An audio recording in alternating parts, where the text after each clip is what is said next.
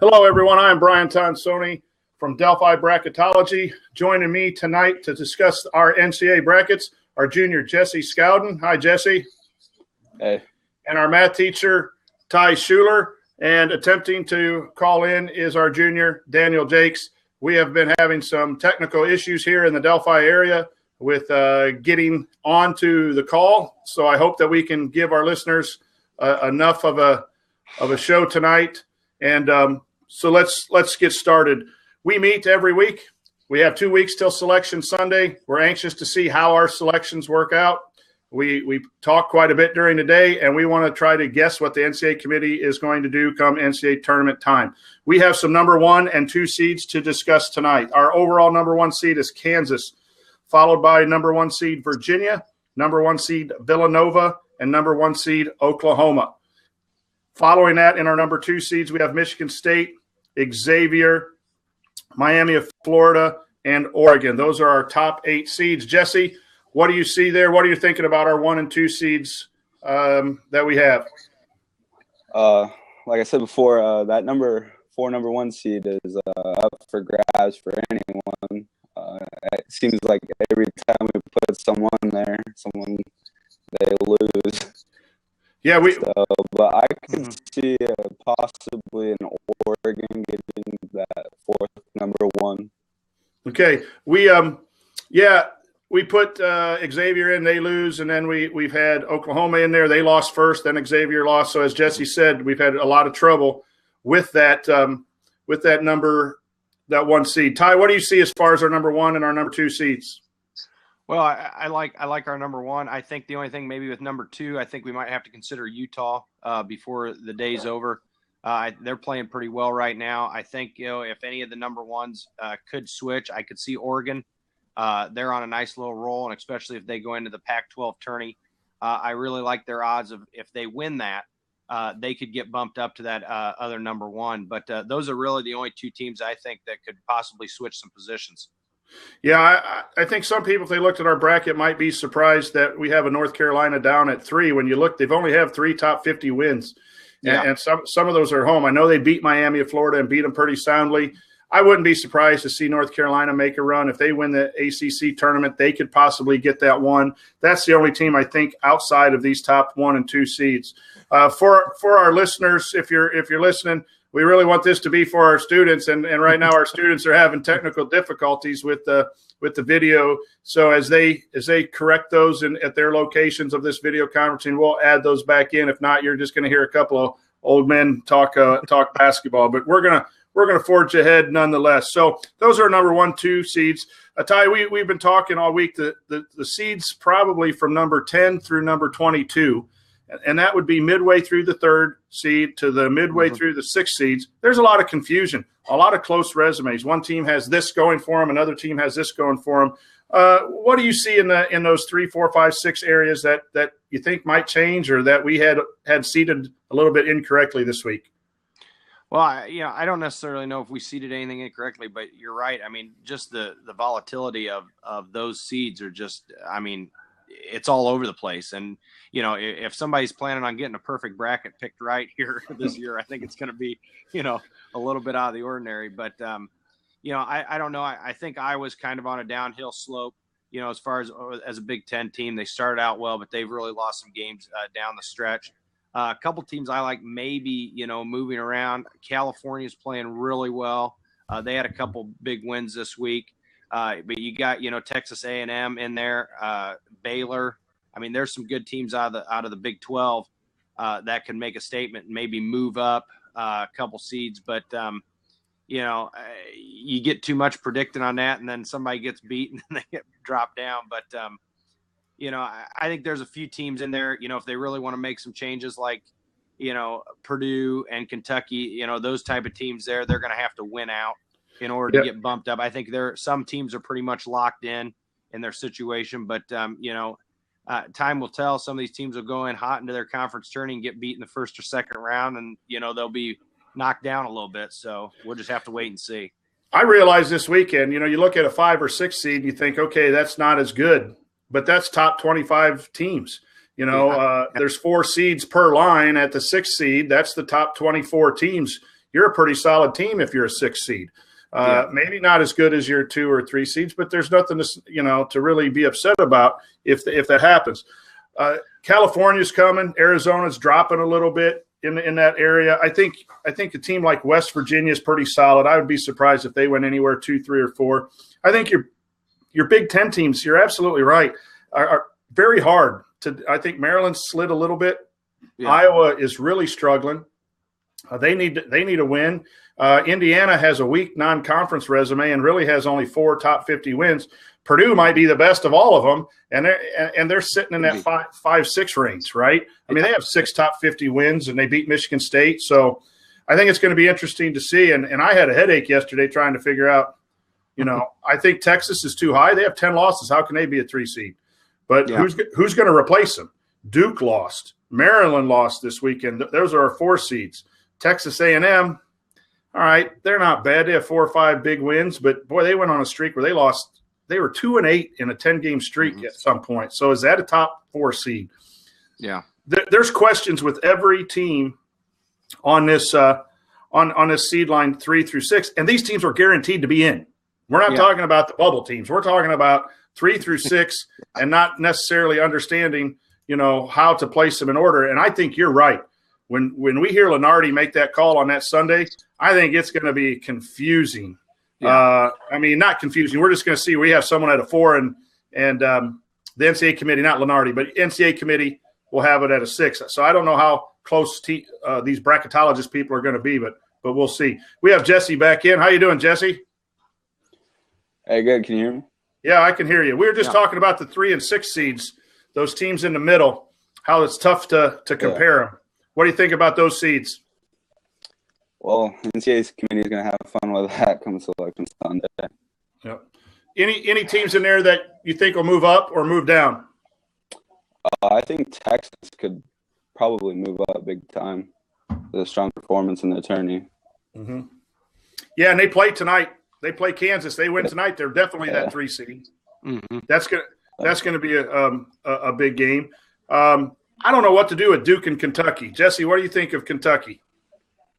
They were good, but they lost the other night. Jamal Murray had like 30, and they still lost. But yeah, and so with Duke, they lost at Pitt. I mean, that's not a bad loss, but yeah, I think those teams are going to be 3, 4, or 5 seeds, and maybe potentially give some. Utah is a team that I think is really playing well. When you look at their seeds, they have lots of wins against the top 50 and the top 100, and I think Utah's a team that kind of slides under, and I think we'll see some separation. 2 conferences take up these teams from 3 through 6, and it's the Big 12 and it's the Big 10 have a lot of teams in this area, and I think the conference tournaments of those things might solve some of those things. Question number 3 on our agenda tonight are the bubble teams.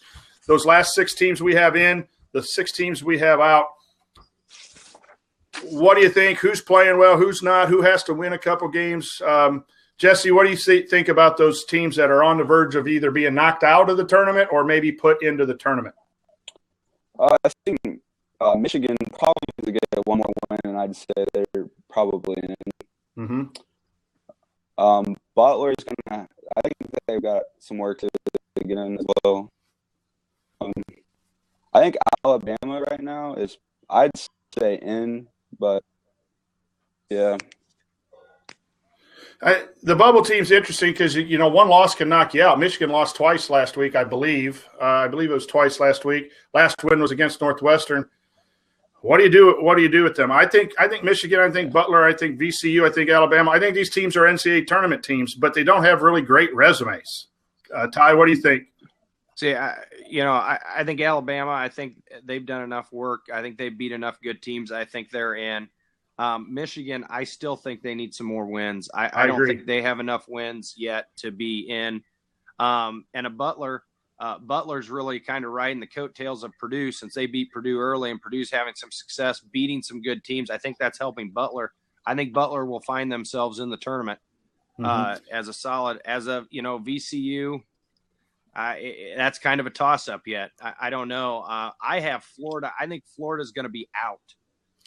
Do you really? I think Florida will probably be one of the first teams that are out. just looking at their, RPI and their resume, I don't believe here. I'm just kind of looking at my sheet here to find them real quick. I had it marked and I lost it. But some of the teams that they beat, I don't think they have a lot of top 50 wins. They're pretty, and so I could see them being a team. They're setting at 45, 17 and 12. They're 2-8 against the top 50. I think that hurts them a little bit. Their best win's West Virginia. Yeah, and I just think that hurts them. And I think when people start looking at that, can we get some good competition in the tournament? Mm-hmm. And I think Florida's still out on that. And we'll just have to wait and see till Selection Sunday and see how they do in their conference tourney. That may boost them in, but as of right now, I think I'm calling them an out. Yeah, we have them right now in the last 4, and I think they play Kentucky this week. Boy, and if they need a win, they can beat Kentucky, and I think that may help. Jesse, you still with us, bud? Yeah. Okay, I can't see you, but I can hear you, so we'll take your words of wisdom. What do you think about Florida? Well, you guys are breaking up. Can you hear me? I can still hear you, Jesse. Yeah, they need a few more wins, I'd say, to get in. Any other teams, either Jesse or Ty, that you see are down there in the 10-11 range that are in jeopardy right now? I think Temple, if they don't win their conference, I don't think Temple's going to make it. Jesse, what do you think? You have any ideas on Temple?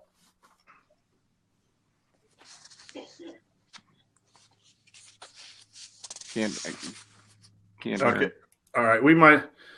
I'm going to go here. Sorry about our technical difficulties. I noticed we got some issues on ESPN over here too as I'm watching the game. So maybe there's some weather or something here happening tonight. I know it's been windy, so I apologize for that. We'll try to maybe pick this up and maybe do another one on Wednesday night or Thursday night for our weekly talk and check our internet connections, because we've lost our 2 students, and that's why, as 2 teachers, that's why we do this, is for our students.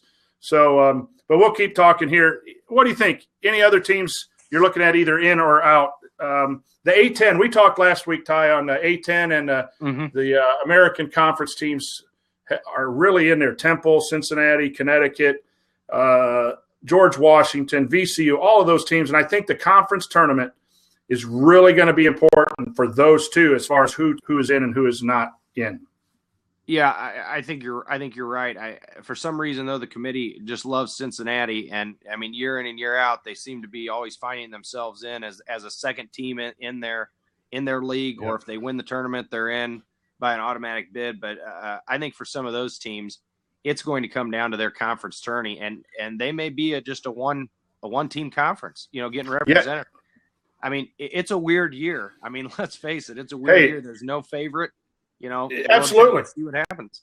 Hey, let's talk Wichita State and Gonzaga, 2 teams that have been in the tournament for many years. Yeah. And they're both have weak resumes. Now, Wichita State had their guard Van Vliet out at the beginning of the year and lost some games, but their worst loss came with Van Vliet back in the lineup.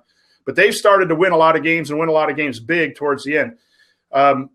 Wichita State Gonzaga, again, has very few, if not, I think they have 0 top 50 wins, maybe 1 top 50 win. So if they do not win their conference tournament, can they get in that large? I say no to Gonzaga and maybe to Wichita State if some other teams on this bubble, like we talked about, Florida loses, Alabama loses, that Temple loses, then that opens up a spot. But I think Wichita State, if they don't win their tourney, will probably be the top team that from those one-bid leagues or what we think is going to be a one-bid league might be a bubble thief is what they call them. What do you think? I mean, those are 2 household names.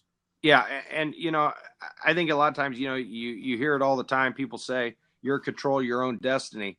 But this year, I don't think that's the case. I think there's some teams that can win out, but they need some help from some other teams losing.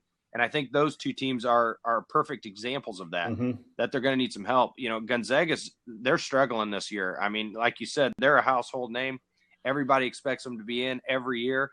0 top 50 wins. And, I think if they're right there on the bubble, they got to know that that's a little bit of a problem when it comes to Selection Sunday.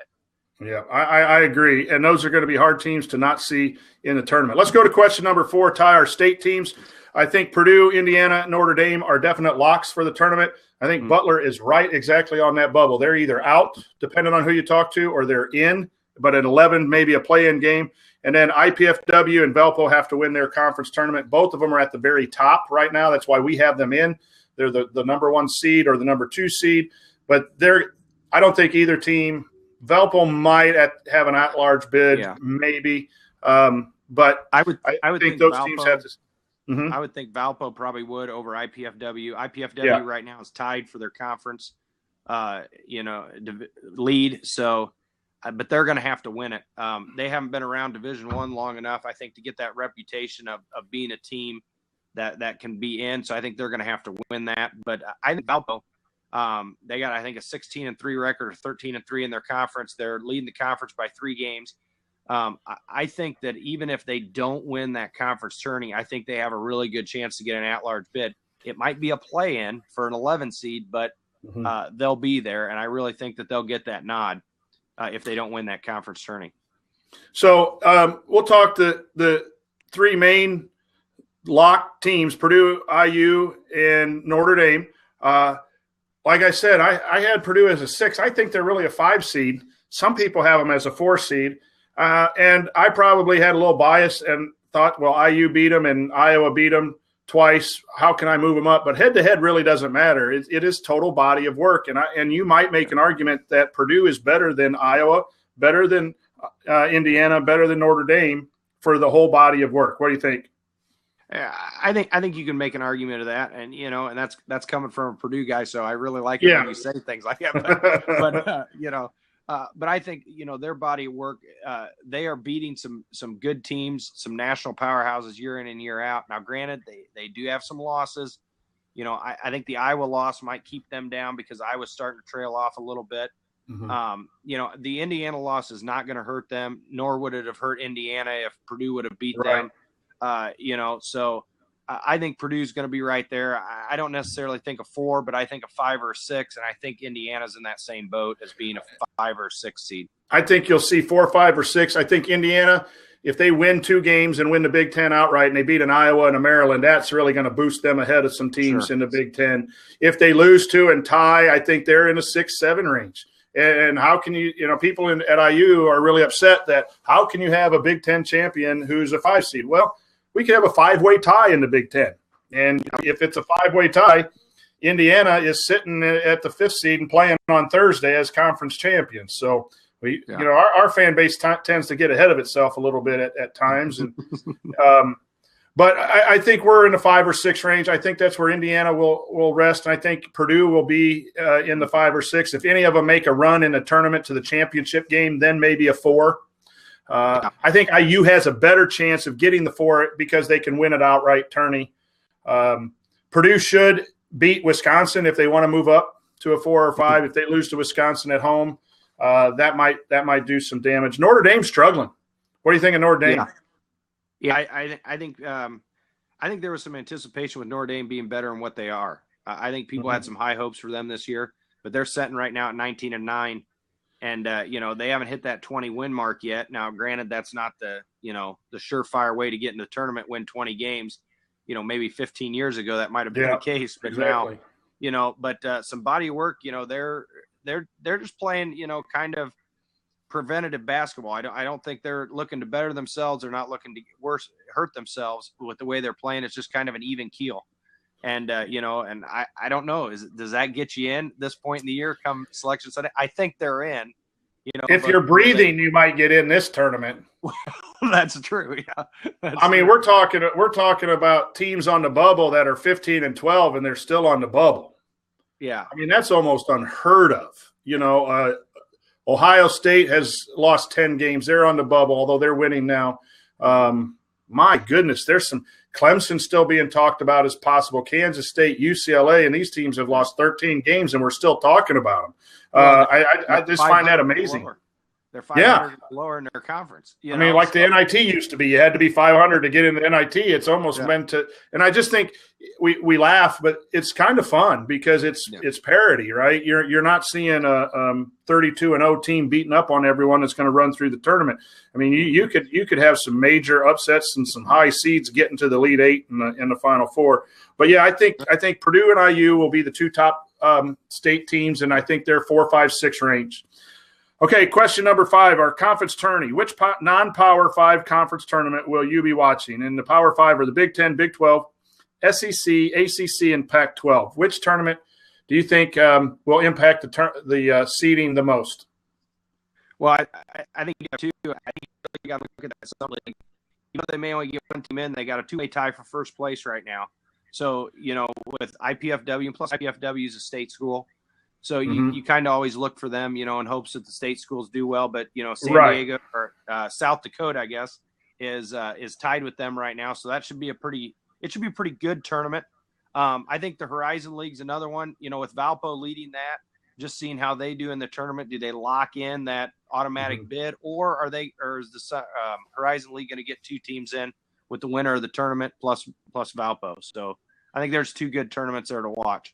Yeah, you could say the Big East. I should almost say Power 6. I think the Big East is going to be a fun one. You got Providence, who needs to solidify there. Seton Hall, I think, is already in.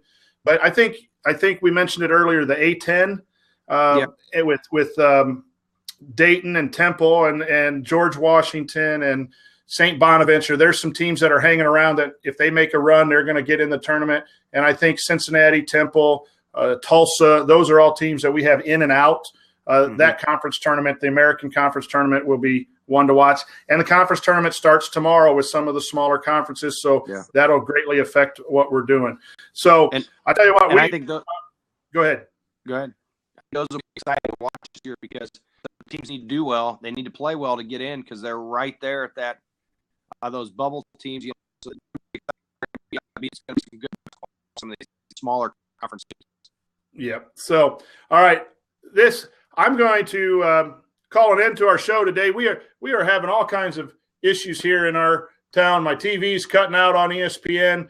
I've had 3 co-hosts, and I now am down to only seeing myself, and I'm hearing Ty.